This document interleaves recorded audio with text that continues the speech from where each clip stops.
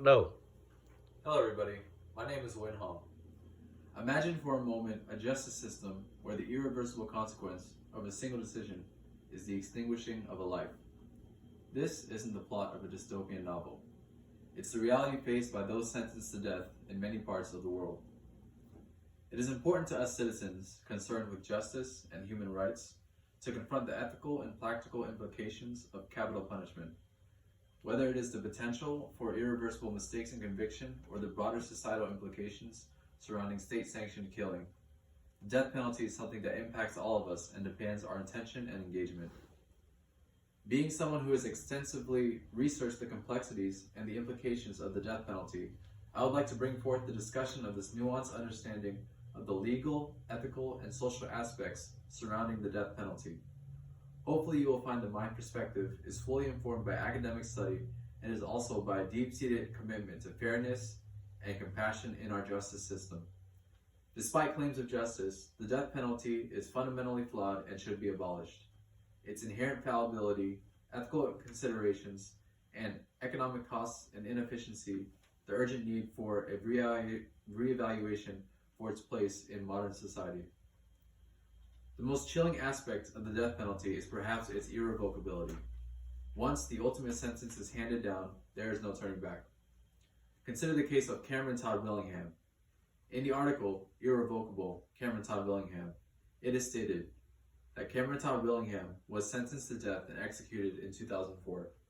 Despite Willingham's insistence on his innocence and the emergence of significant doubts about the validity of the evidence used to convict him, including flawed arson investigation, techniques, and unreliable testimony from a jailhouse informant, he was still convicted and ultimately executed. Subsequent investigations revealed serious flaws in the evidence used to convict him, suggesting a tragic miscarriage of justice. This is a harrowing example that underscores the stark reality that our justice system is fallible. In addition to the risk of wrongful convictions, the judicial system is plagued with systemic biases that target marginalized communities. In the article, Does Jamal Receive a Harsher Sentence Than James? First name bias in the criminal sentencing of black men. Dushi Yantini conducted a study that tested what the role of first names did in criminal sentencing. The study found that black inmates with more stereotypically black names received significantly longer sentences than black inmates with less stereotypically black names. This study underscores the deeply entrenched racial biases within the criminal justice system, where individuals are not judged solely on the merits of their actions, but also by societal stereotypes associated with their race. Such biases not only influence sentencing outcomes, but also contribute to the disproportionate representation of black individuals on death row, which highlight the urgent need to address systemic racism within the justice system. But the inherent fallibility is not the only thing that shows the flaws of the death penalty, but also the ethical concerns that come with the death penalty. As the death penalty continues to persist, the involvement of physicians certainly serves to further complicate the ethical landscape of the death penalty. The Lancet, a medical journal, describes execution as a barbaric practice that goes against the ethical foundation of a physician's role and draws medical professionals into the state-sanctioned murder of civilians. The participation of executions contradicts the ethical principles that guide the medical profession. Physicians are trained to heal, alleviate suffering, and uphold the sanctity of life. However, their involvement in taking a life rather than preserving it, the fact that the death penalty takes a life, serves to prove that it violates fundamental human rights. Amnesty International, a prominent human rights organization, unequivocally asserts that the death penalty breaches human rights, in particular the right to life and the right to live free from torture and cruel, inhumane, or degrading treatment or punishment. This statement underscores the profound moral implications of state-sanctioned killing. At its core, the right to life represents one of the most basic essential human rights, a principle enshrined in numerous international treaties and declarations. It asserts that every individual has an inherent dignity and worth that must be respected and protected from the state. The imposition of the death penalty directly contradicts this principle, since it involves the deliberate and premeditated taking of a human life by state. After taking into account the inherent fallibility of the death penalty and the ethical implications that come with it, it is important to also consider the economical costs and inefficiency of the death penalty.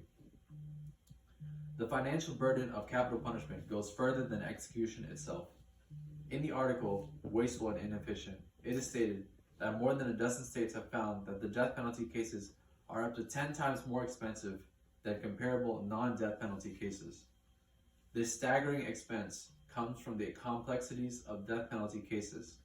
The costs place a huge strain on state budgets while diverting resources away from important services and programs. Despite claims that the death penalty serves as a deterrent against crime, studies on deterrence have yielded inconclusive results. This calls into question the death penalty's effectiveness as a crime deterrent. According to the article, Deterrence, it is stated that the National Academy of Sciences has concluded that the past studies have neither proven nor disproven a deterrent effect. The uncertainty arises from the complexity of studying deterrence, since multiple variables such as unemployment rates, the complexity of studying deterrence, can influence crime rates. It should also be said that other punishments, such as life without parole, may provide equal deterrence at lower costs without the risk of executing an innocent person. The reliance on the death penalty as a deterrent is unsupported by evidence and perpetuates a costly and ineffective approach to addressing crime.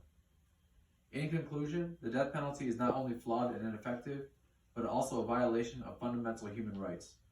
Throughout the speech, I've gone over various shortcomings of the death penalty, including the inherent fallibility of the justice system, ethical considerations regarding the right to life and the role of physicians, and the financial burden that the capital punishment perpetuates.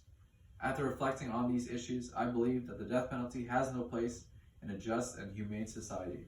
Instead of continuing the cycle of violence and retribution, we should abolish the death penalty and to truly uphold the values of justice, dignity, and respect for life.